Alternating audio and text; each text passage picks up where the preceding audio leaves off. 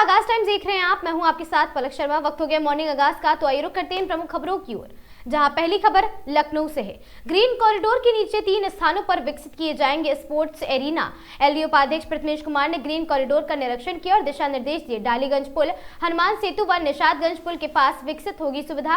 Urmila one व river front पर सुगम आवागमन के लिए बनेगी स्लिप रोड। ग्रीन कॉरिडोर के नीचे 3 स्थानों पर स्पोर्ट्स एरिना विकसित किए जाएंगे, जिसमें बैडमिंटन, बास्केटबॉल, टेनिस और साथ ही पिकल बॉल व बॉक्स क्रिकेट आदि की सुविधा मिलेगी। साथ ही बच्चों व युवाओं के लिए किड्स प्ले एरिया व ओपन जिम भी रहेगा।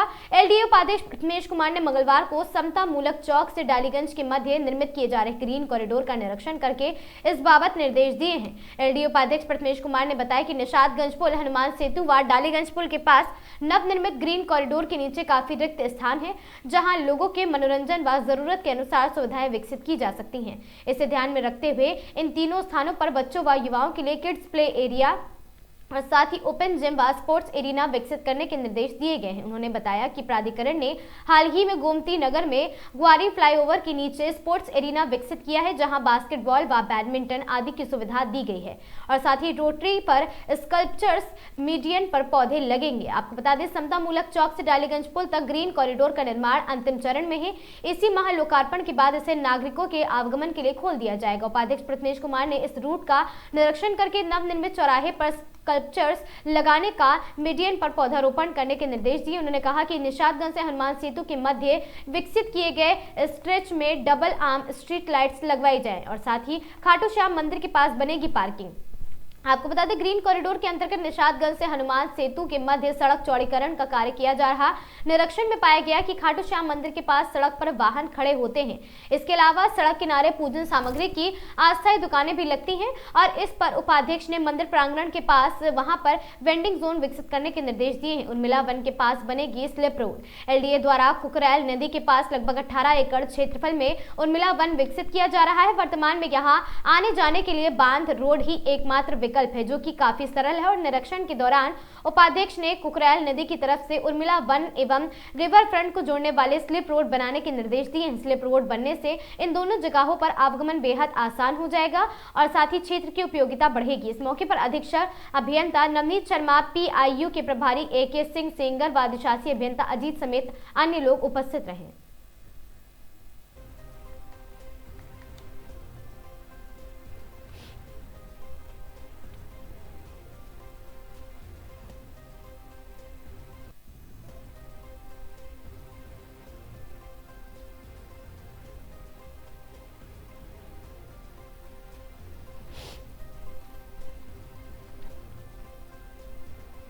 खबर सोनभद्र से है, जहां अज्ञात वाहन ने बाइक सवार परिवार को मारी है टक्कर। भीषण टक्कर में गोद में बैठे दोनों बच्चे सड़क पर गिर पड़े हैं।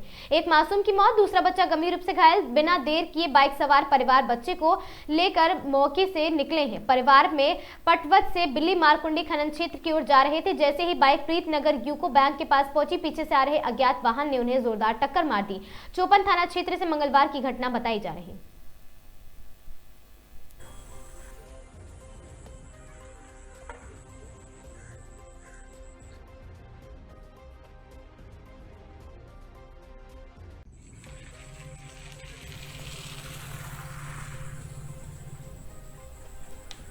सोनभद्र जिले के वाहन स्वामियों को अब अपने वाहनों के फिटनेस के लिए दूर जनपद नहीं जाना पड़ेगा, क्योंकि प्रदेश सरकार ने पिछड़े जिले में सोनभद्र में वाहन फिटनेस सेंटर की सौगात दी है। फिटनेस सेंटर का शुभारंभ करते हुए परिवहन अधिकारी मिर्जापुर ने कहा कि सोनभद्र जिले में यह बड़ी सौगात है, क्योंकि यहाँ वाहनों की संख्या ज्यादा है और फिटनेस के लिए दूसरे जनपदों में जाना पड़ता है।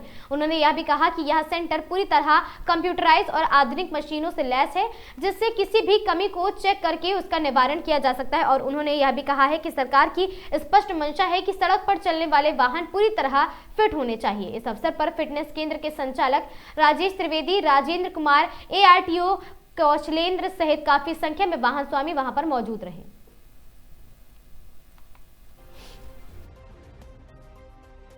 देखिए, आज जो है जनपद सोनभद्र में बड़ी उपलब्धि का दिन है।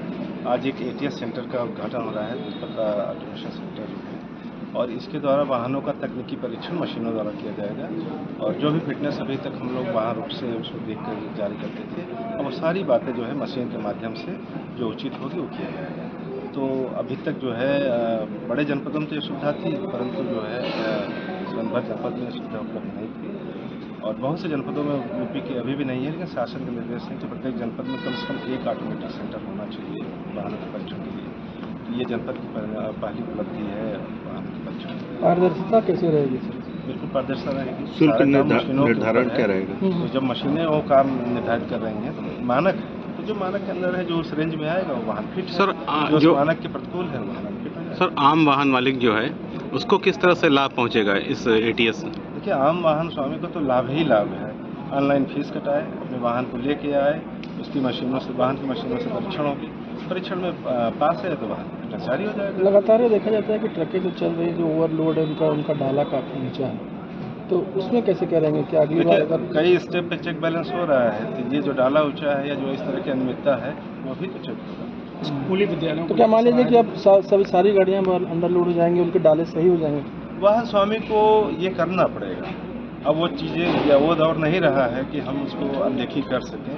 आज कोई भी वाहन अगर मशीन पर जाएगा तो मानक के अनुसार उसको होना ही पड़ेगा। विद्यालयी वाहन को सब देखा जाता है, स्कूली वाहन जो होते हैं वो भी अंतिम तरीके से संचालित होते हैं। नहीं, देखिए, ये जो फिटनेस की व्यवस्था है ये सभी प्रकार के वाहनों के लिए, विद्यालय वाहन भी अलग नहीं है और विद्यालय के वाहनों के लिए तो अलग से मानक है जो कि और भी कठोर है। तो हम सबको उसको पालन कराना है और ये हमारा तकनीकी प्रशिक्षण केंद्र जहाँ से जो है ये वाहन जो है फिट होकर जाएंगे, निश्चित रूप से अच्छी वाहनें जो है सड़क। तो क्या बाइक का भी फिटनेस की बात चल रही है? अभी परिवहन वाहनों की बात है, परिवहन ट्रांसपोर्ट व्हीकल की बात है।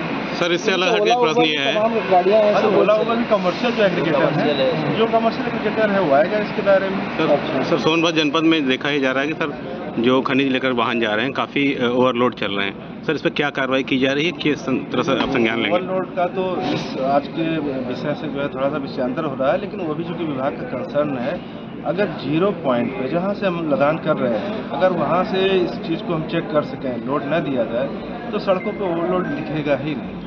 लेकिन वो वहाँ उस व्यवस्था तक हम अभी नहीं जो है सुनिश्चित कर पाए हैं। जो सड़कों पर दिखता है जो भी प्रयास कर सकते हैं हम बराबर जो है चेक चलान किया। महाशिवरात्रि पर्व को लेकर सकाहा मंदिर में सुरक्षा व्यवस्था का निरीक्षण किया गया। दिनांक 10 फरवरी 2026 को श्रीमान पुलिस महानिरीक्षक महोदय लखनऊ परिक्षेत्र एवं पुलिस अधीक्षक हरदोई द्वारा जनपद हरदोई में महाशिवरात्रि पर्व को सकुशल संपन्न कराने के दृष्टिगत थाना बेहटा गोकुल क्षेत्र अंतर्गत स्थित सकाहा मंदिर परिसर का भ्रमण कर सुरक्षा व्यवस्था का जायजा लिया गया। निरीक्षण के दौरान मंदिर परिसर एवं आसपास को सुरक्षा व्यवस्थाएं और साथ ही पुलिस बल की तैनाती तथा भीड़ नियंत्रण से संबंधित व्यवस्थाओं की समीक्षा की गई। अधिकारियों द्वारा ड्यूटी पर तैनात पुलिसकर्मियों को सतर्क रहकर अपने कर्तव्यों का निर्वहन करने तथा श्रद्धालुओं को किसी भी प्रकार की असुविधा न होने देने के निर्देश दिए गए।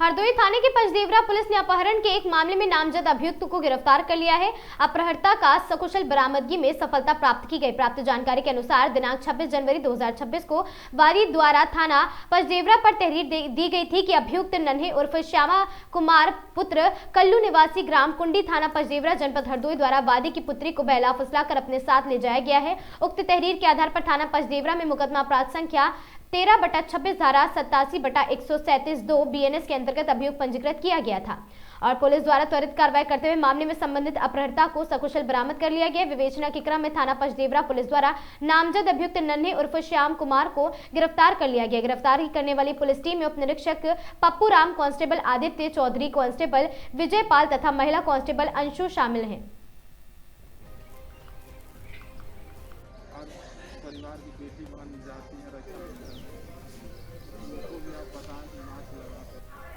लखनऊ के टोंजा थाना अंतर्गत महोना रोड पर 3 दुकानों वाले बड़े गोदाम जुबैर ट्रेड और साथ ही सोमवार शाम को भारी मात्रा में विस्फोटक होने की सूचना मिली थी। विस्फोटक होने की सूचना होने पर पुलिस ने पूरे इलाके की घेराबंदी कर सुरक्षा व्यवस्था कड़ी कर दी है। विस्फोटक होने की जानकारी होने पर ADCP north Rishabh Rudwal, ACP BKT Gyanendra Singh और मौके पर पहुंचे हैं, जहां पर जांच की गंभीरता को देखते हुए बम निरीक्षक दस्ता, डॉग स्क्वाड और फायर ब्रिगेड की टीम को भी मौके पर बुलाया गया और साथ ही पुलिस ने आसपास के क्षेत्र क्षेत्रों में सील कर जांच पड़ताल शुरू कर दी है।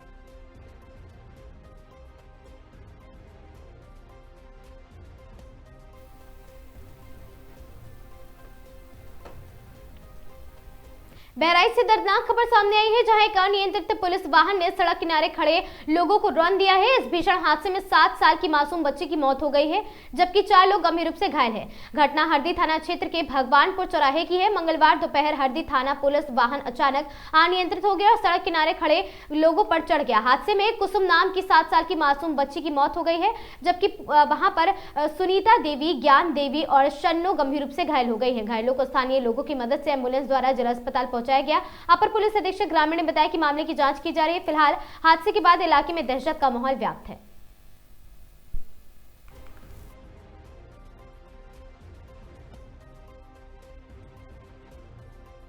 आज दिनांक 10/2/2026 को समय लगभग 2 बजे दिन में थाना हरदी के भगवानपुर बाजार में थाना हरदी के सरकारी वाहन के मडगार्ड के टकरा जाने से 3-4 लोग दुर्घटनाग्रस्त हो गए, जिनको तत्काल इलाज हेतु स्थानीय पुलिस द्वारा जिला अस्पताल ले जाया गया। इलाज के दौरान घायल हुए लोगों में से कुसुम पुत्री चंद्रप्रकाश उम्र 7 माह की मृत्यु हो गई। वह ज्ञान देवी पुत्री बलराम उम्र 18 वर्ष, मर्रा पत्नी अन्नू उम्र 30 वर्ष व सुनीता पत्नी सुशील उम्र 38 वर्ष निवासीगण ग्राम धमोड़ा थाना थानगांव जनपद सीतापुर, जिनको सामान्य चोटें आई हैं, उनका उपचार चल रहा है। उनकी स्थिति सामान्य है। मृत बच्ची के पंचायतनामा एवं पीएम की कार्रवाई कराई जा रही है।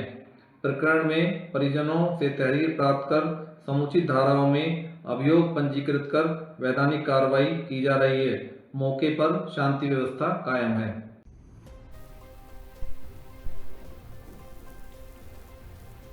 खबर सीतापुर से है, जहां देर रात ग्राम काजीपुर थाना क्षेत्र बिस्वा में एक 5 वर्षीय बच्ची का शव मिलने से आपको बता दें इलाके में हड़कंप मच गया, जिसके संबंध में सुसंगत धाराओं में थाना बिस्वा पर अभियोग पंजीकृत किया गया था। पुलिस अधीक्षक सीतापुर द्वारा उक्त घटना के नावरण हेतु एसओजी सहित 5 टीमों को लगाया गया था। उक्त दिए गए निर्देशों के अनुपालन के क्रम में आज अपर पुलिस अधीक्षक दक्षिणी दुर्गेश सिंह व अपर पुलिस अधीक्षक उत्तरी आलोक सिंह के निकट पर्यवेक्षण व क्षेत्राधिकारी बिस्वा अमन सिंह के नेतृत्व में थाना बिस्वा व एसओजी की पुलिस टीम द्वारा थाना बिस्वा पर पंजीकृत मुकदमा अपराध संख्या 40/26 धारा 103(1)/238 बीएनएस एवं सर्विलांस साक्ष्य एवं बयानों से अभियुक्त सुरेंद्र पुत्र परमेश्वर निवासी ग्राम पंचपुरवा थाना सकरन जनपद सीतापुर को नाम प्रकाश में आया है, जिसकी गिरफ्तारी हेतु टीमों द्वारा प्रयास किया जा रहा है, जिस पर एसओजी सहित 5 टीमों को सहित अभियुक्त की गिरफ्तारी का प्रयास किया जाने लगा है और साथ ही अभियुक्त की दिखाई देने पर टीमों द्वारा घेराबंदी की गई है, जिस पर अभियुक्त द्वारा पुलिस टीमों पर जान से मारने की नियत से फायरिंग की गई है, जिस पर पुलिस टीम द्वारा आत्मरक्षार्थ व गिरफ्तारी के उद्देश्य से की गई कार्रवाई के दौरान अभियुक्त के दाहिने पैर में गोली लगकर अभियुक्त का नाम सुरेंद्र पुत्र परमेश्वर निवासी ग्राम पंचपुरवा थाना सकरन सीतापुर जनपद निवासी ज्ञात हुआ है।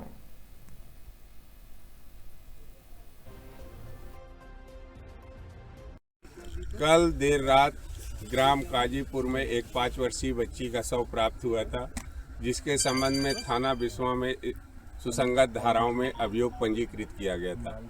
उक्त घटना के अनावरण हेतु पुलिस अधीक्षक सीतापुर महोदय द्वारा 5 टीमों को लगाया गया था।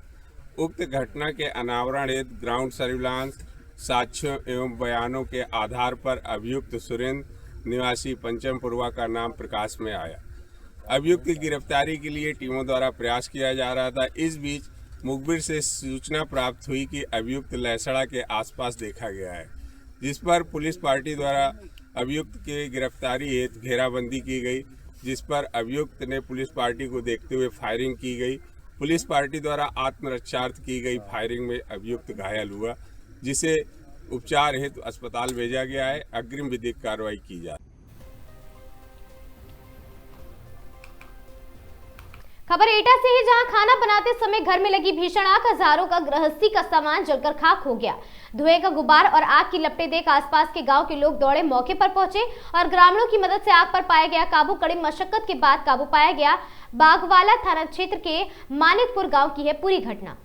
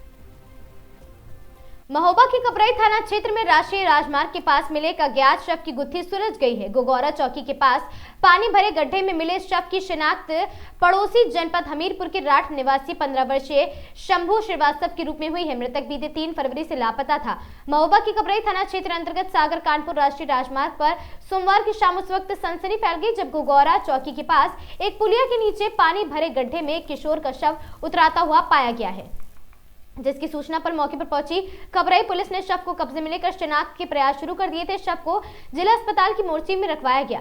मंगलवार को मामले में उस वक्त सफलता मिली है जब मृतक की पहचान हमीरपुर जनपद के राठ कस्बा निवासी शंभू श्रीवास्तव के रूप में हुई है। शिनाख्त करने पहुंचे परिजनों ने बताया कि 15 वर्षीय शंभू पुत्र सुशील श्रीवास्तव मानसिक रूप से कमजोर था। वह बीते 3 फरवरी को अचानक घर से कहीं लापता हो गया था। परिजनों ने अपने स्तर पर काफी खोजबीन की, लेकिन जब उसका कहीं पता नहीं चला तो राठ थाने में उसकी गुमशुदगी दर्ज कराई गई थी। नहीं ढूंढते रहे तो नहीं मिला और फिर महोबा में पता चला कि चौकी में मिला हुआ है तो उन्होंने बैठाए रहे, फिर उन्होंने ध्यान नहीं दिया तो उधर से निकल गया।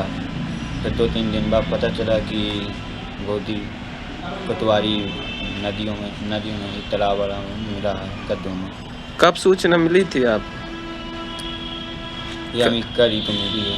आज? हाँ, कल नाइट में फ़ोन आया था। कैसा फ़ोन आया था? मतलब कि फ़ोन आया था, मतलब पहले मौसी का कि इन्होंने मतलब ये दूसरे आदमी ने भेजा था नंबर, उन्होंने बोल रहा था कोतवाली में वो कर दिया है पुलिस वालों को, तो उन्होंने फिर फ़ोन आया था। हाँ। कहाँ पर? ये चौकी कपराई को चौकी के पास। अच्छा, ये पहले दिमाग से विक्षिप्त था? हाँ। क्या नाम है इसका? शंभू। कौन लगता है आपका? भाई।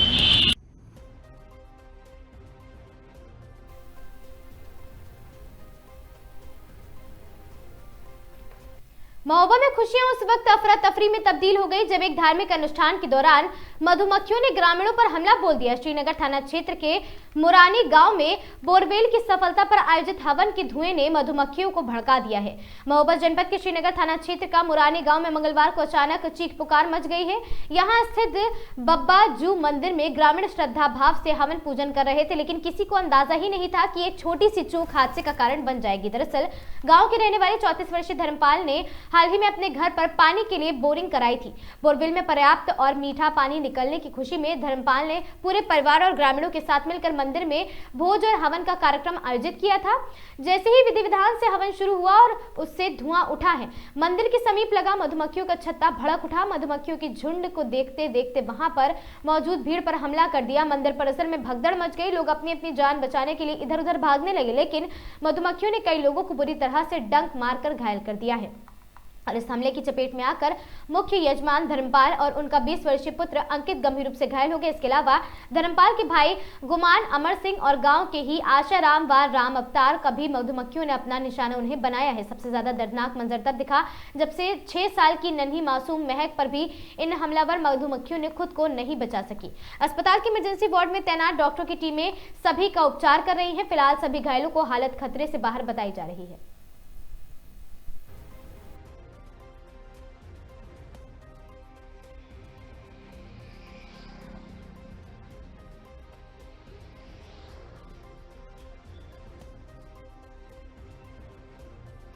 से आप लोग आए हो, क्या घटना हुई है? मुरानी गांव से। मुरानी गांव से क्या घटना हुई है? प्रसाद चढ़वा रहे थे, थोड़ा हवन करा रहे तो अचानक मधुमक्खियाँ आई और सबको अचानक हमला कर दिया। हमला कर दिया। कितने लोग घायल हैं? 8 लोग तो हमें यहाँ हैं और बाकी लोग कुछ को कम काटा है, 8 लोगों को बहुत ज़्यादा काटा है, आए नहीं। क्या कहाँ पर होमन हो रहा है? बब्बा जी के स्थान पर गाँव में। क्या नाम है आपका? गुमान सिंह। कुछ घायलों को लाया गया है, क्या कुछ मामला है? कुछ घायलों को यहाँ पे इमरजेंसी में लाया गया था, तो उन्होंने बताया कि उन्होंने हनी वाइट का केस है, मधुमक्खियों ने काट लिया था, तो यहाँ इमरजेंसी में इलाज चल रहा है। लगभग कितने लोग आए थे? लगभग 6-7 लोग आए थे। क्या घटना हुई है गाँव में? हमारे गाँव में हमारा बोर हुआ सफल, उसके लिए हमने बोर करवाया, तो उसके लिए हमने हवन करवाने के लिए गए गांव की मढ़िया पे। वहाँ पे अचानक मधुमक्खी का हमला हो गया, तो उसमें 8 लोग घायल हो गए। सभी का मतलब जिला अस्पताल में इलाज हुआ, पर ये सब 8 लोग यहाँ पे। कहाँ काटा है मधुमक्खी ने? आँख में काटा, यहाँ सिर में पछा, हाथों में, सबको, किसी के हाथों में, किसी के पैरों में, किसी के शरीर में, हर जगह काटा किसी न किसी को। फिर कहाँ आए थे आप लोग? जिला अस्पताल में। कैसी है अब हालत? अब तो सही हालत सही है। क्या नाम है आपका? अंकित। खबर सोनभद्र से है, जहां घोरवाल कोतवाली क्षेत्र के मरुवट गांव में संदिग्ध परिस्थितियों में एक दुधमुहे बच्चे की जलकर दर्दनाक मौत हो गई। आपको बता दें, प्राप्त जानकारी के अनुसार घर में जल रही अंगीठी की चिंगारी के पास रखे पुआल में आग लग गई, जिसकी चपेट में सो रहे मासूम आ गया। बताया जा रहा है कि परिजन बच्चे को सुलाकर अपने दैनिक कार्य में लगे हुए थे। इसी दौरान ये हादसा हुआ है। हादसे के बाद परिवार में कोहराम मच गया, परिजनों का रो रो कर बुरा हाल है। सूचना पर पहुंची पुलिस ने शव को कब्जे में लेकर आवश्यक कार्रवाई शुरू कर दी है। वहीं घटना की जांच जारी है।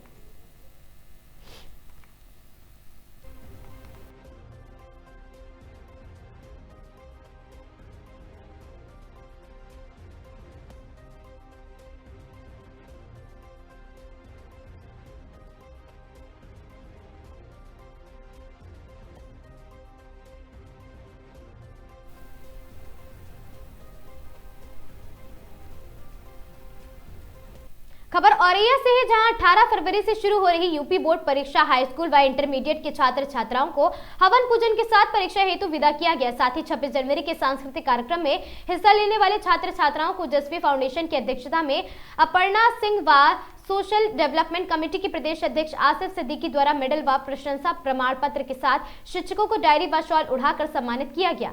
ये सम्मान पाकर बच्चों में उत्साह दिखाई दिया। इस मौके पर सोशल डेवलपमेंट कमेटी के जिलाध्यक्ष शारिक खान व राम सेवक अनुज कुशवाहा, धीर सिंह, दीपक मिश्रा, अनूप कुमार, विजय सिंह, रौनक कुमारी, मुस्कान, चेतना कुमारी सहित समस्त स्टाफ वहां पर मौजूद रहा।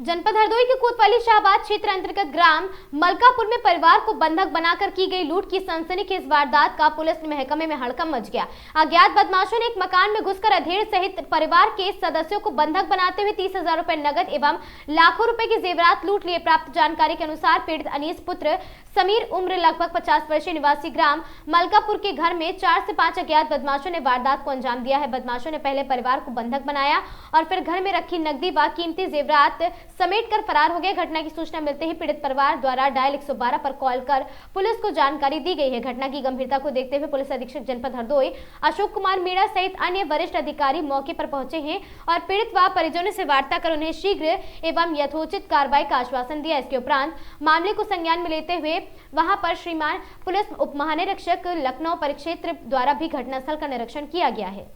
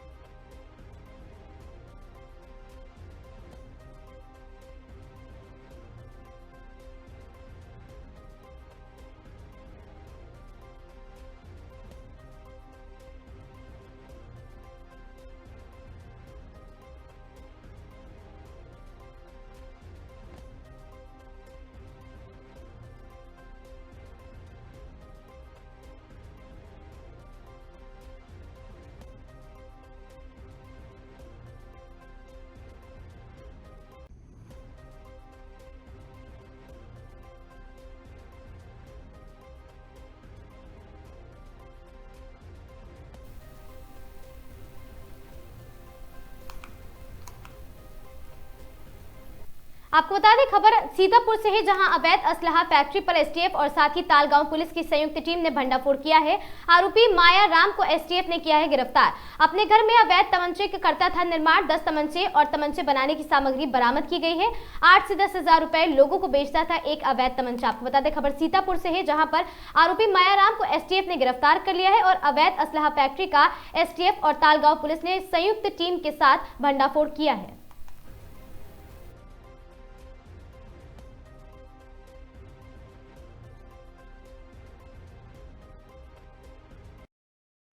कल देर रात ग्राम काजीपुर में एक 5 वर्षीय बच्ची का शव प्राप्त हुआ था, जिसके संबंध में थाना बिस्वा में सुसंगत धाराओं में अभियोग पंजीकृत किया गया था। उक्त घटना के अनावरण हेतु पुलिस अधीक्षक सीतापुर महोदय द्वारा 5 टीमों को लगाया गया था। उक्त घटना के अनावरण हेतु ग्राउंड सर्विलांस साक्ष्यों एवं बयानों के आधार पर अभियुक्त सुरेंद्र निवासी पंचमपुरवा का नाम प्रकाश में आया। अभियुक्त की गिरफ्तारी के लिए टीमों द्वारा प्रयास किया जा रहा था। इस बीच मुखबिर से सूचना प्राप्त हुई कि अभियुक्त लहसड़ा के आसपास देखा।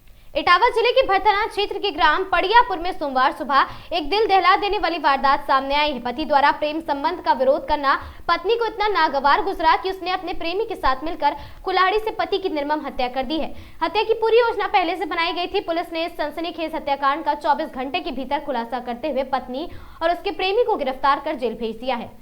आपको बता दें कि खेत में बने मकान में मिला है शव।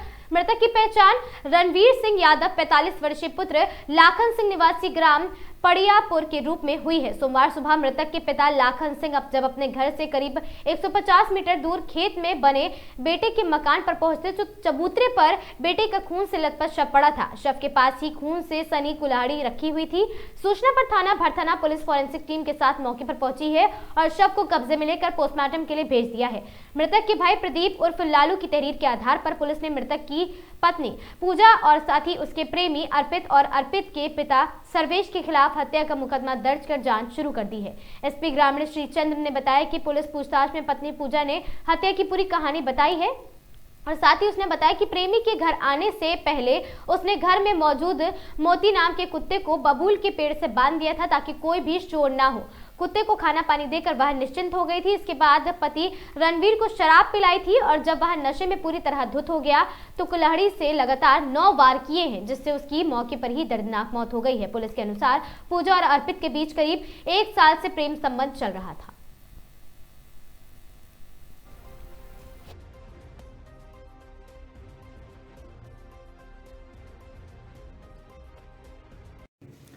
कल थाना भरथना में वादी श्री प्रदीप कुमार पुत्र लखन सिंह द्वारा सूचना दर्ज कराई गई कि उनके भाई की हत्या उनकी पत्नी एवं एक अन्य उसके प्रेमी द्वारा कर दी गई है।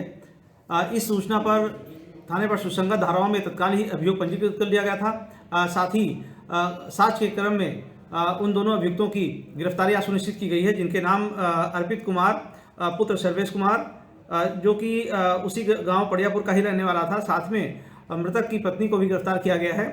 इन अभियुक्तों के कब्जे से एक अदद मोटरसाइकिल, रक्त रंजित कपड़े और अन्य वस्तुएं बरामद हुई हैं।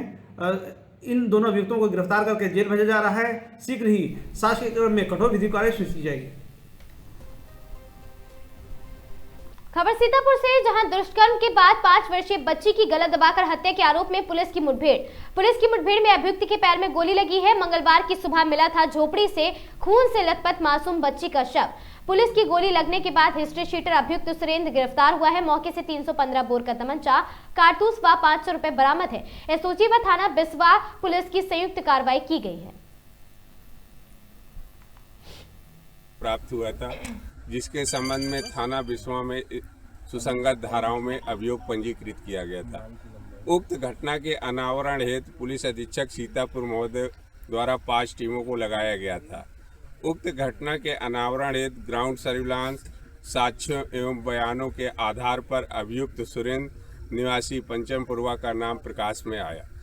अभियुक्त की गिरफ्तारी के लिए टीमों द्वारा प्रयास किया जा रहा था। इस बीच मुखबिर से सूचना प्राप्त हुई कि अभियुक्त लहसड़ा के आसपास देखा गया है, जिस पर पुलिस पार्टी द्वारा अभियुक्त की गिरफ्तारी हेतु घेराबंदी की गई, जिस पर अभियुक्त ने पुलिस पार्टी को देखते हुए फायरिंग की गई पुलिस पार्टी द्वारा आत्मरक्षार्थ की गई फायरिंग में अभियुक्त घायल हुआ, जिसे उपचार हेतु अस्पताल भेजा गया है। अग्रिम विधिक कार्रवाई की जा रही है।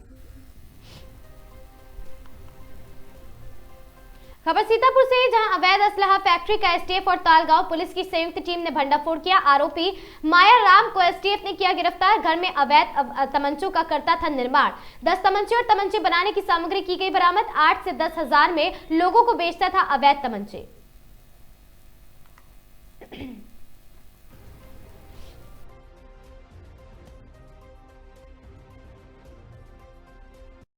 जनपद सीतापुर में पुलिस अधीक्षक सीतापुर महोदय के नेतृत्व में अपराधियों के विरुद्ध निरंतर चलाए जा रहे अभियान के क्रम में आज थाना तालगांव की पुलिस एवं एसटीएफ टीम द्वारा एक बड़ी सफलता प्राप्त की गई है। थाना तालगांव के कंजा शरीफपुर ग्राम में छापेमारी कर एक अवैध शस्त्र फैक्ट्री का भांडाफोड़ किया गया है। मौके से शातिर अपराधी मायाराम की गिरफ्तारी की गई है, जो अपने ही घर में शस्त्र निर्माण कर रहा था। अभियुक्त के कब्जे से 10 अदद निर्मित अर्धनिर्मित अवैध शस्त्र एवं शस्त्र बनाने की उपकरण बरामद किए गए हैं। अभियुक्त को गिरफ्तार कर आवश्यक विधिक कार्रवाई की जा रही है।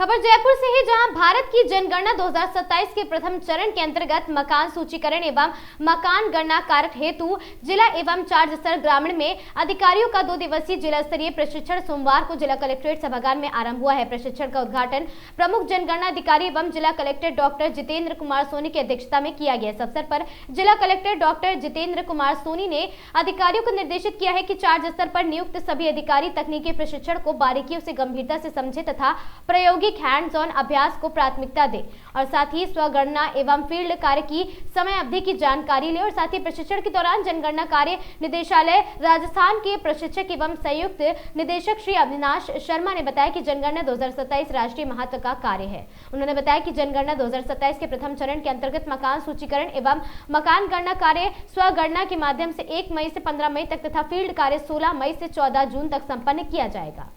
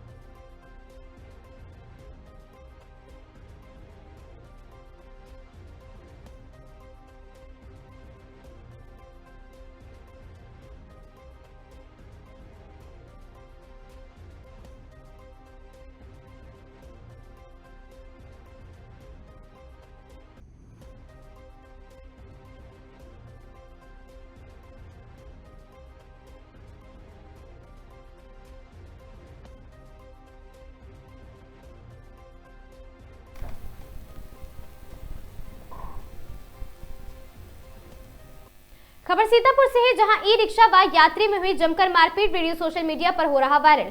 सवारी के पैसे ना देने को लेकर हुई मारपीट। वायरल वीडियो लहरपुर कोतवाली के गुरुखेत बाजार का बताया जा रहा। वीडियो के आधार पर पुलिस मामले की जांच में जुटी है। जनपद के कोतवाली लहरपुर क्षेत्र का पूरा मामला बताया जा रहा है।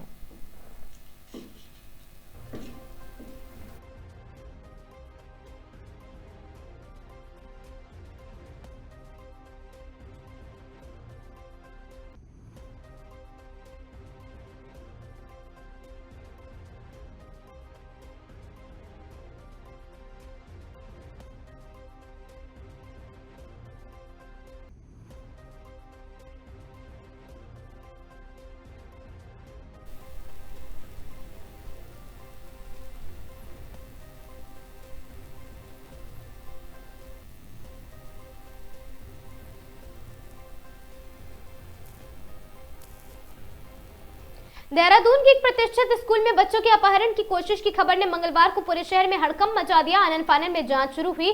सोशल मीडिया पर तेजी से वायरल हो रही पोस्ट में दावा किया गया है कि गैंग स्कूली बच्चों की निशाना बनाता है उन्हें, और सूचना मिलते ही पुलिस प्रशासन हरकत में आया है और मामले की जांच गहन पड़ताल शुरू कर दी गई है। पुलिस की जांच में ये पूरा मामला महज एक अफवाह साबित हुआ है। स्कूल प्रबंधन ने भी किया है खंडन। एसएसपी अजय सिंह ने बताया कि स्कूल परिसर में एक अनजान महिला द्वारा बच्चे से बातचीत किए जाने की सूचना मिलते ही पुलिस ने मामले की गंभीरता को समझते हुए तत्काल जांच शुरू कर दी है। एक विशेष टीम को मौके पर भेजा गया जिसमें सिटी मजिस्ट्रेट और सिटी इंटेलिजेंस अधिकारी भी शामिल थे और सीसीटीवी जांच में नहीं मिले अपहरण का कोई भी सबूत। पुलिस ने सबसे पहले स्कूल परिसर के सीसीटीवी फुटेज की बारीकी से जांच की। फुटेज में महिला स्कूली बच्चों से बात करती नजर आई है। वीडियो में एक महिला अपने पति और छोटे बच्चों के साथ सामान्य रूप से स्कूल परिसर के पास खड़ी दिखाई दी है। महिला के पास कोई भी हथियार या संदिग्ध वस्तु नहीं थी और जांच के दौरान पुलिस ने उन स्कूली बच्चों से भी बातचीत की जिनसे महिला ने बात की थी। सामने आया कि बच्चों को किसी अनजान व्यक्ति को देखकर डर लग रहा था और किसी गलतफहमी के धीरे धीरे अपहरण की अफवाह का रूप ले लिया था।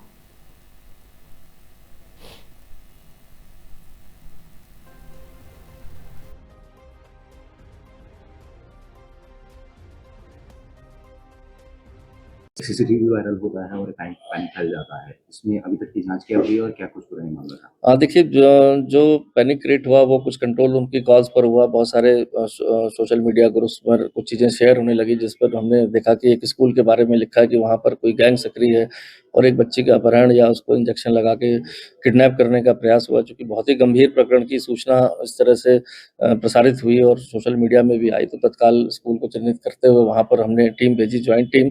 वहाँ के सीसीटीवी फुटेजेस निकाले और बच्चों से भी वार्ता की गई। फुटेजेस में जो महिला दिखाई दी या उनके साथ उनके एक हस्बैंड दिखाई दी, एक बच्चा दिखाई दिया, उसके आधार पर हमने उनको ट्रैक डाउन के लिए टीम लगाई। साथ ही साथ बच्चों से भी वहाँ वार्ता की गई कि क्या कोई ऐसा घटनाक्रम या कोई ऐसी संदेहास्पद चीज़ उनके द्वारा देखी गई है। तो पता चला कि सैटरडे को जो है जब बच्चे स्कूल आ रहे थे तो किसी के द्वारा वहाँ जो एक महिला थी खड़े होकर सिर्फ नॉर्मली एक पूछा गया कि स्कूल में पढ़ाई कैसी होती है और कितनी फीस होगी, और इतना पूछने के बाद बच्चे अंदर चले गए। लेकिन बच्चों द्वारा आपस में कुछ ऐसा रूमर्स टॉक हुई जो कहीं ना कहीं दूसरी तरह से प्रेजेंट हुई, जिसका संज्ञान लेते हुए मंडे को उनके जो टीचर हैं उनके द्वारा ब्रीफ भी किया गया कि इस तरह के कोई रूमर्स को ना फैलाए और कोई बात है तो उसकी शिकायत जरूर बताई जाए। और एक जो जनरल सिक्योरिटी प्रोटोकॉल होता है उस संबंध में बच्चों को असेंबली ब्रीफ भी किया गया उस क्लास में भी कि भाई अभी जब भी आप लोग आते जाते हैं तो अपने जो अधिकृत आपका जो स्कूल का वाहन है या आपके पेरेंट्स लेने आते हैं तो उन्हीं के साथ जाएं, कहीं अनजान व्यक्तियों के साथ ना जाएं। क्योंकि जनरल प्रोटोकॉल और सिक्योरिटी मेजर्स होते हैं हर स्कूल्स के, तो वो सभी बच्चों को समय समय पर ब्रीफ भी करते हैं। और इस चीज़ का कहीं ना कहीं गलत तरीके से इंटरप्रिटेशन होकर एक गैंग को शामिल करते हुए बताया गया। लेकिन फिर भी सीसीटीवी फुटेज में देखने के बाद, बच्चों से पूछने के बाद कि ऐसा कोई घटनाक्रम नहीं हुआ था, फिर भी हमने कोशिश करी कि जो भी संदिग्ध वहाँ पर व्यक्ति दिखाई दिया या महिला दिखाई दी है, हम उसकी तह तक पहुँचे और पुलिस टीम ने उसको ट्रैक करते हुए जब उनसे भी जानकारी की, पूरी चीज़ पता चली कि वो अपने इलाज के लिए गांधी शताब्दी हॉस्पिटल जो जस्ट स्कूल के अपोजिट में है वहाँ पर वो रेगुलर इलाज के लिए आते हैं। उनके पर्चे भी दिखाए, मेडिसिन भी दिखाई, इंजेक्शंस भी दिखाए जो शायद लग रहे थे उनको, वहाँ पर डॉक्टर से भी वेरीफाई किया गया। और एक बाई चांस ऐसा इंसिडेंट रहा जिसमें कि इस तरह की रूमर्स और गलत खबर प्रसारित हुई। तो मैं स्पष्ट करना चाहूँगा इस तरह की ना कोई घटना हुई, ना इस तरह का कोई गैंग सक्रिय है। फिर भी सभी स्कूल्स को प्रोटोकॉल जो सिक्योरिटी प्रोटोकॉल्स होते हैं बच्चों को ब्रीफ करने के लिए बताया गया है। दाना है ये रहा। ठीक है। तो ये इंजेक्शन उन्होंने लिखा था बाहर से डॉक्टर ने, तो मैं ठंड लग रही थी ना मुझे, मैं नहा के गई हुई थी, तो मैं धूप में बाहर जाके बैठ गई वहाँ स्लिप पर जो बैठते हैं। ये इंजेक्शन और सिरिंज मेरे हाथ में थी, ये पर्ची इस तरह से। मेरा बच्चा मेरे साथ था, मेरा हस्बैंड ये मतलब सब पूछने गए थे कि किस टाइम नंबर आएगा, तो डॉक्टर ने कहा कि 2:30 बजे नंबर आएगा इनका। तो हम बाहर आके बैठ गए, मेरा हस्बैंड भी, मैं भी, मेरा बच्चा भी। जब स्कूल की छुट्टी हुई ना तो मैंने एक बच्चे से कहा, बच्चे इस स्कूल की मंथ फीस क्या है? मैंने सिर्फ इतना ही पूछा तो उसने कहा, मैम आपके जो आप कौन से बच्चों को पढ़ाओगे? मैं इस बच्चे को। कहने लगे कौन से? मैं गई 6 में 7 में। तो उस बच्चे ने कहा कि स्कूल की फीस जो है ना 8 क्लास की तो है 6,000 रुपए और 6 क्लास की 5,000 रुपए। सिर्फ इतना मैंने पूछ के फिर मेरा हस्बैंड मैं और हम अपने घर चले गए। बस इतनी बात मेरी हुई, इसके अलावा ना तो मैंने इस बच्चों को देखा वो बच्चा कौन था कौन नहीं था। जिसने ये हमारे लिए गलत अफवाह उड़ाई इसके खिलाफ मैं केस करूंगी। इन्होंने पूरे शहर में मेरे हस्बैंड को हमें बदनाम कर दिया।